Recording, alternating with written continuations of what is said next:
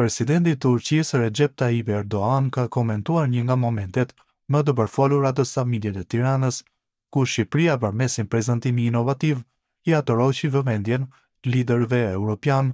Gjatë një deklarate për mediat, Erdogan u ndalte në mënyra kreative, me të cilën kryeministri shqiptar Edi Rama i prezantoi homologët e tij në këtë ngjarje ndërkombëtare. Në sallën e Tiranës, liderët europian u shfaqën si fëmijë, e cila gjë u realizua përmes inteligjencës artificiale dhe u përqafua nga të gjithë pranishmit në sallë, të cilët shpërthyen të qeshura. Shqipëria bëri diçka interesante në prezantim. Ajo solli në ekran krerët e shteteve dhe kryeministrat e të gjitha vendeve me inteligjencë artificiale.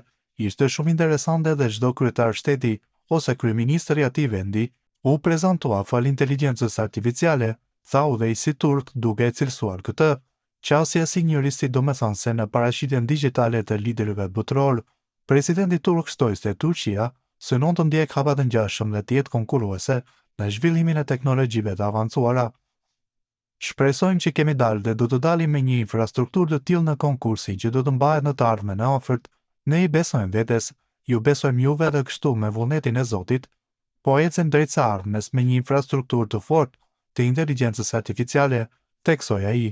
Kjo deklarate e Erdogan vjen në një kohë kur inteligjenca artificiale po kthehet në një fushë kyçe të garës globale për përparësi teknologjike, ndërsa roli i vendeve të Ballkanit në këto zhvillime duket gjithnjëherë më i dukshëm.